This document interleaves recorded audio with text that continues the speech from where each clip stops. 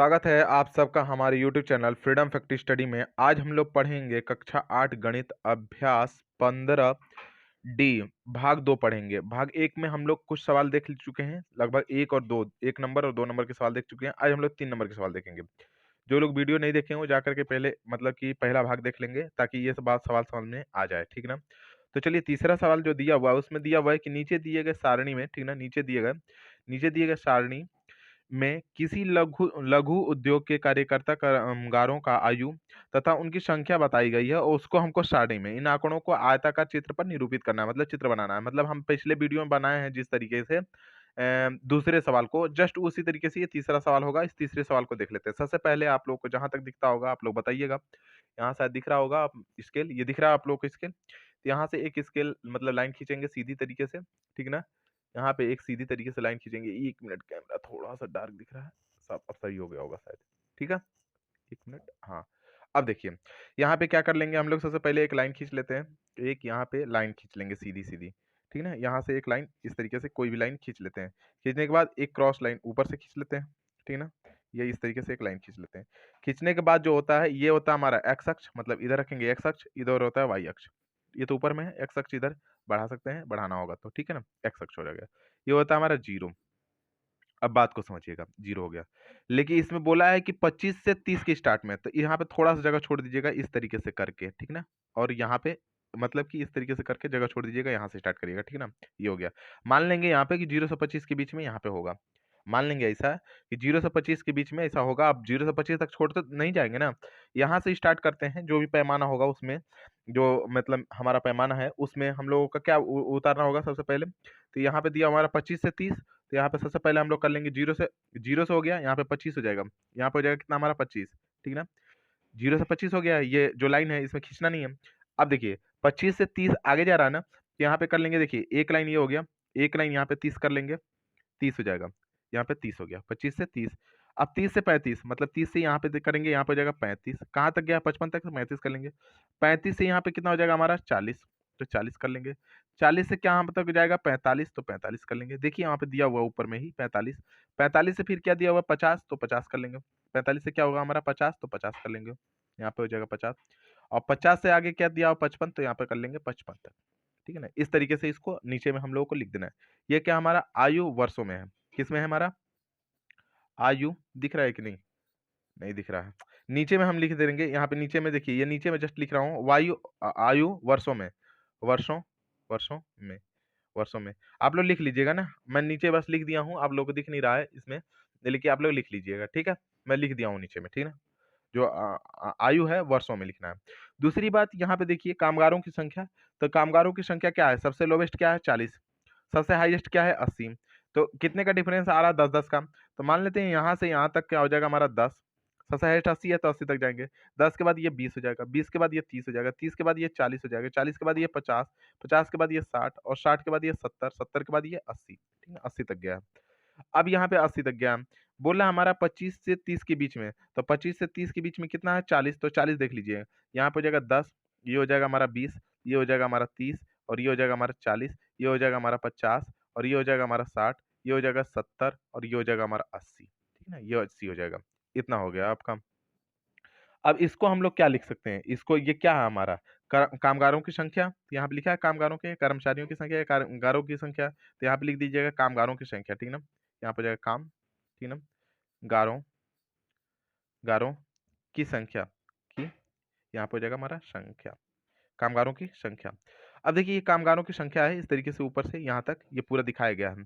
इसमें पहले वाले को देखिए 25 से 30, ये 25 है ये 30 है, पहला कितना जाए 40, तो ये 40 से सीधे में है, तो जस्ट यहाँ तक एक लाइन खींच लेंगे, इसको मिला लेंगे और 40 तक एक लाइन खींच के यहाँ से यहाँ तक इसमें मिला देते हैं, ठीक है। ये हो गया हमारा 25 से 30 के बीच में, ठीक है ना। दूसरा हमारा बोला है 60 तक, 30 से 35 के बीच में 60, 60 ऊपर वाले में है, तो जस्ट यहाँ तक है, जिस इसी के सीध में देखेंगे ये शायद सीध में होना चाहिए, और ये हो जाएगा हमारा 60, इसमें मिला देंगे, ये हो जाएगा 60 तक।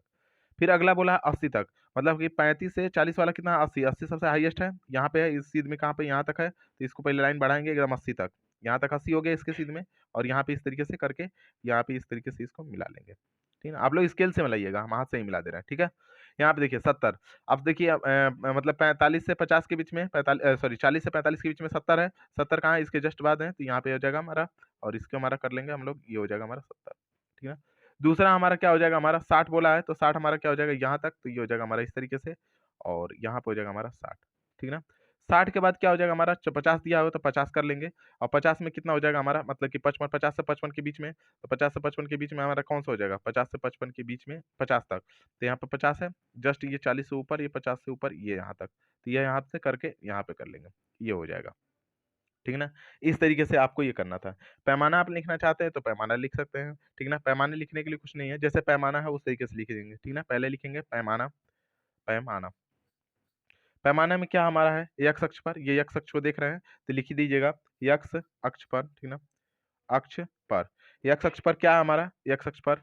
ठीक ना। एक्स अक्ष पर जो चीजें देखें उसको लिख दीजिएगा। 1 सेमी बराबर क्या माने हम लोग, 1 सेमी, 1 सेमी और इक्वल टू 5 वर्ष। ये 1 सेंटीमीटर बराबर 5 वर्ष माने हैं, 5 वर्ष। ठीक ना। ये 1 सेंटीमीटर बराबर 5 वर्ष माने हैं, 1 सेंटीमीटर बराबर 5 वर्ष। तो अब देखिए पैमाना तो ये हो गया। दूसरा हमारा वाई अक्ष बराबर, वाई अक्ष पर जो पैमाना है उसको देख लीजिए, वाई अक्ष पर, वाई अक्ष पर क्या माने हम लोग, वाई अक्ष पर माने हम लोग कि 1 सेंटीमीटर बराबर 5 कामगार, 1 सेंटीमीटर बराबर, यहाँ पे लिखेंगे 1 सेमी बराबर, 1 सेमी बराबर 5 कामगार, 5 कामगार, कामगार। ठीक है ना, 5 कामगार। इस तरीके से आपको करके इसको सॉल्व करना था, और यही इसका क्या हो जाएगा, आंसर हो जाएगा। मतलब ये तीसरा जो सवाल है, मतलब कि तीसरा सवाल, इसको बस इसी तरीके से इसको सॉल्व करना था। बस आपको क्या करना है, आयत चित्रों द्वारा निरूपित करना है, निरूपित कर दिए। आप लोग उस पर निरूपित कर लीजिएगा, क्या बोलते हैं, बार पर, ग्राफ पर, जो मतलब ग्राफ होगा उस पे आप लोग इसको निरूपित कर लीजिएगा। अब हम लोग चलते हैं इसके अगले सवाल, चौथे सवाल को देखते हैं। शायद वो भी निरूपित है, कर लेंगे क्या आप लोग, उसको छोड़ दूं या करवा दूं? चलिए अच्छा, करवा देता हूँ उसको भी, ठीक ना, ताकि आप लोग को दिक्कत ना हो। चौथा सवाल भी जस्ट उसी तरीके से है, आप लोग चाहते तो कर लेते, लेकिन चलिए मैं करा दे रहा हूँ, इसको देख लीजिएगा। सबसे पहले हम लोग एक लाइन खींचेंगे, ठीक ना। मैं थोड़ा सा ऊपर से खींच ले रहा हूँ इस बार, क्योंकि पिछली बार थोड़ा मिस्टेक हो गया था उस तरीके से। तो यहाँ पे देखिए एक लाइन खींच लेते हैं इस तरीके से, यहाँ से एक लाइन खींच ली हम लोग। लाइन खींचने के बाद यहाँ से और एक क्रॉस लाइन खींच लेते हैं इस तरीके से, ठीक ना। एक लाइन क्रॉस लाइन इस तरीके से खींच लेते हैं, ठीक ना। ये होता है हमारा एक्स अक्ष, और ये हमारा दिखा देते हैं वाई अक्ष, ठीक है ना। ये हो जाता है हमारा शून्य। अब शून्य से नीचे में क्या हमारा पैमाना जाएगा, तो पैमाने में शून्य से हमारा 10 है, तो यहाँ पे देखिए शून्य से रहेगा तो मतलब डायरेक्टली हम लोग लिखेंगे, तब ऐसा लाइन नहीं खींचेंगे, गैप नहीं देंगे, ठीक ना, ध्यान रखिएगा।